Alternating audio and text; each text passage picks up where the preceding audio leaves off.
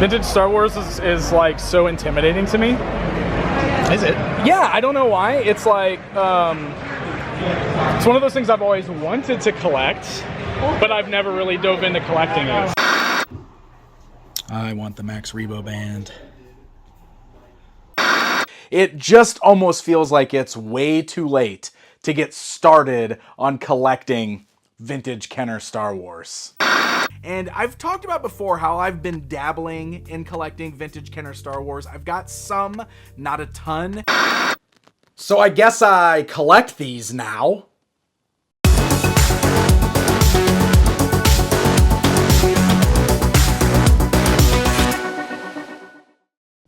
So, we're all toy collectors here. At least I assume you are if you're watching this channel. We're always out hunting, we're always discovering new things, we're picking things up from our childhood, we're picking things up that we never had before. Has it ever happened to you where suddenly, by accident, you became a collector of a specific toy line? Well, it turns out that is exactly what's happened with me and the original Kenner Star Wars line. Let me explain. First of all, let's talk about Kenner Star Wars. The original Kenner Star Wars line obviously is like the Star Wars line, right? But it's something that I never experienced as a child. Being born in 1982, sure, these were still in stores while I was alive, but I never had any of them. I did not experience Star Wars until later in life. Sure, I knew what it was. We all know who Darth Vader was. We all know the general premise of Star Wars, but I didn't really get into Star Wars until I was a teenager. So I missed out on the original run of Star Wars action figures. Oh, but let me tell you, when 1995 rolled around and the Power of the Force 2 line rolled into stores, you bet I was all about those beefed up space boys. That's right, Power of the Force line was my Star Wars line. In fact, I'm incredibly nostalgic for that line still today, despite how it looks. In fact, I made an entire video about it, which you should definitely check out after watching this one. But let's go ahead and get back to talking about the original Kenner Star Wars figures, because I have always been fascinated by that original toy line. You know, as somebody who grew up with a lot of action figures from the 80s and the early 90s, yeah, the aesthetic of the Kenner line has always been something that I have really liked, and I always knew that I wanted more from it.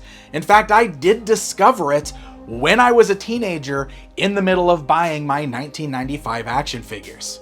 I remember logging on to the internet through America Online back then, discovering some of those early websites about action figures and seeing all the photos of vintage Star Wars toys. In fact, I remember picking up this.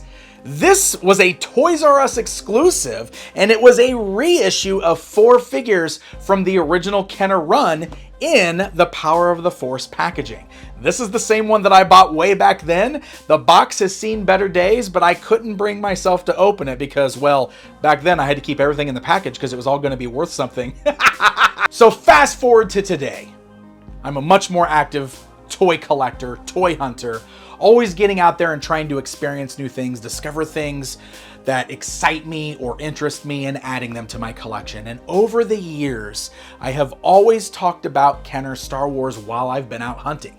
And I've picked up pieces here or there, but I pretty typically say things like, this line is intimidating to me, this line feels too expensive to collect now, and so on and so on. But somehow, along the way, while I was grabbing one figure here and one figure there and saying that this line was not a good entry toy line, I amassed an entire collection. So let's start right here with this small batch of figures, because these 3 have actually survived my teenage years. Back when I was collecting the modern, the 90s Power of the Force figures, I managed to get a few vintage Kenner figures. The first 2 I got were Cy Snoodles from the Max Rebo band and this Gornish figure from the Ewoks line. I found both of these at a neighborhood yard sale and was really excited about it. Scooped them up for probably 50 cents, and they just actually stayed in my collection ever since. And then R5D4 was one that I bought from a local antique mall back then. And I remember being so excited because at the time it was like my first vintage Kenner Star Wars purchase.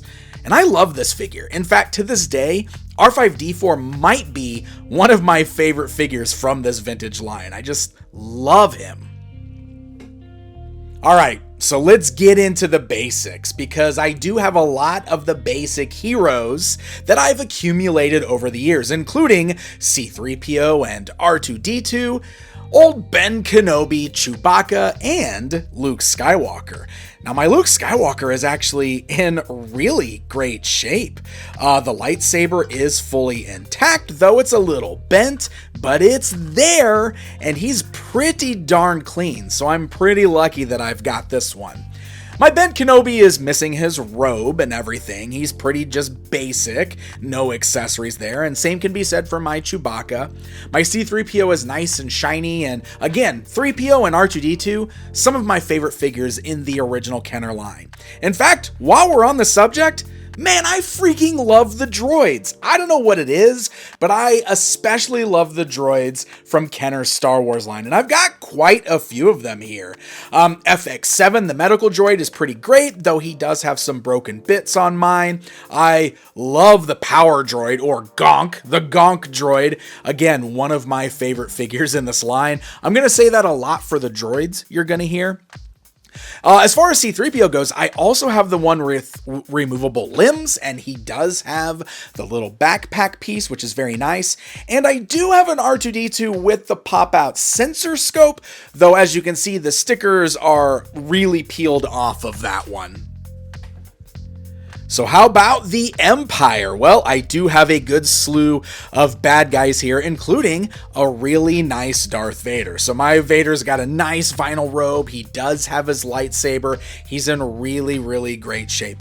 I remember buying the Vader and the Luke Skywalker several years ago. I think both of them were eBay purchases, and I did pay up for them just because at the time I wanted a really nice vintage Vader and a really nice vintage Luke, because I just thought that would be good. I thought that would satiate my taste for these. Apparently I was wrong. And how about them bounty hunters? I've always been a big fan of the bounty hunters.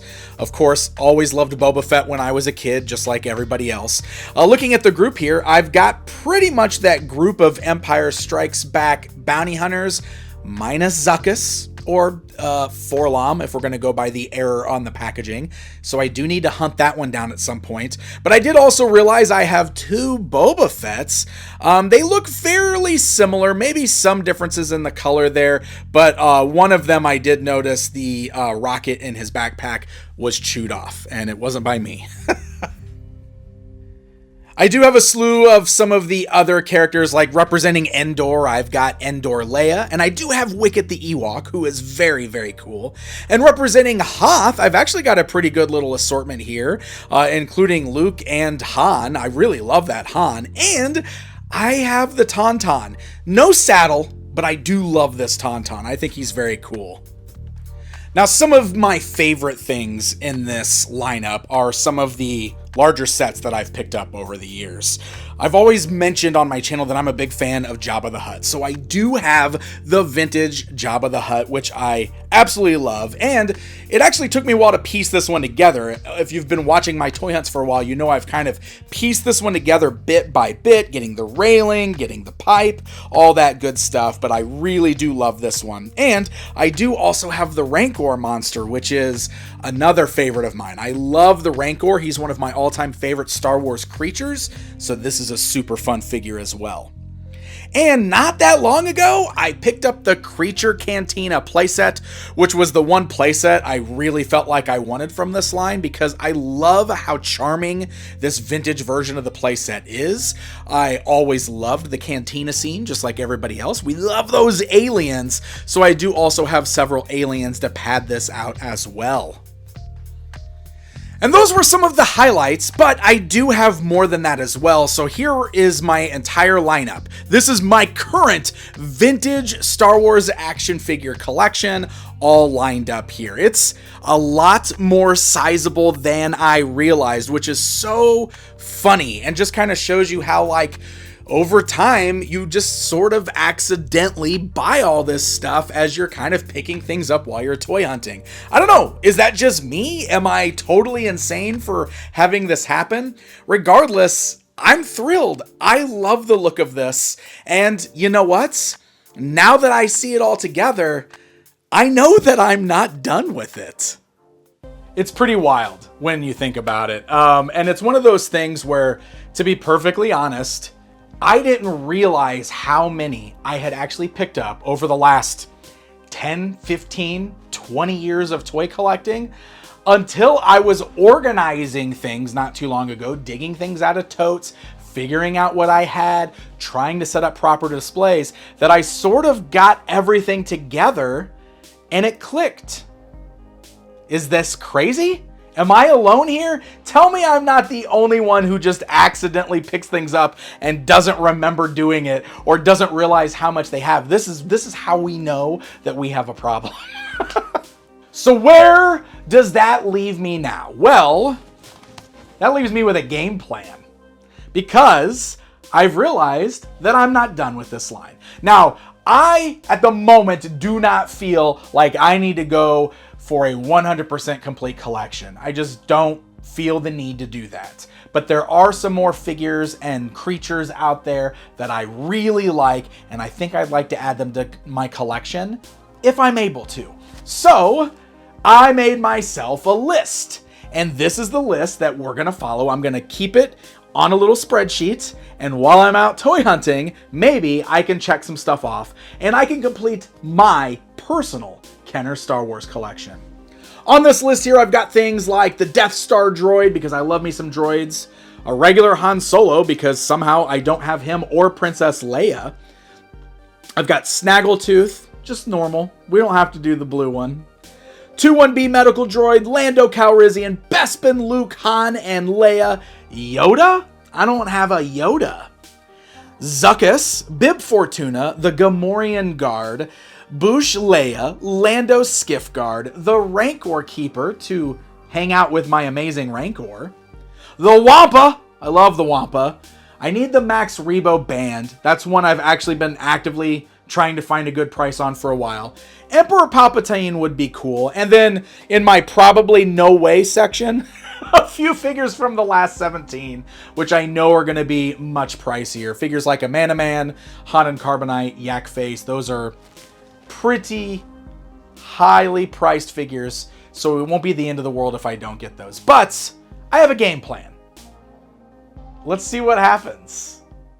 Hey guys, thank you for joining me for a different kind of episode of Toy Hunting with Pixel Dan. So, tell me I'm not crazy. Have you ever done this? Have you picked up things here and there and accidentally created a collection? I don't know if accidentally making a collection is the right terminology here, but I really was surprised by just how many I had after spending so many years saying that I was intimidated by this toy line. And this is one of those things that I've been actively trying to correct in my collecting hobby for quite some time. I talk about it a lot on here, that I'm trying to set myself goals and keep lists of things that I really want to focus on, which is how I figured out this. I was cleaning out stuff, I was getting rid of things that I no longer needed, and boom, look at all those Kenner Star Wars figures I have. So I think it'll be fun to complete my personal collection and see what happens. Thank you guys so very much for watching. Until next time, happy hunting, my friends.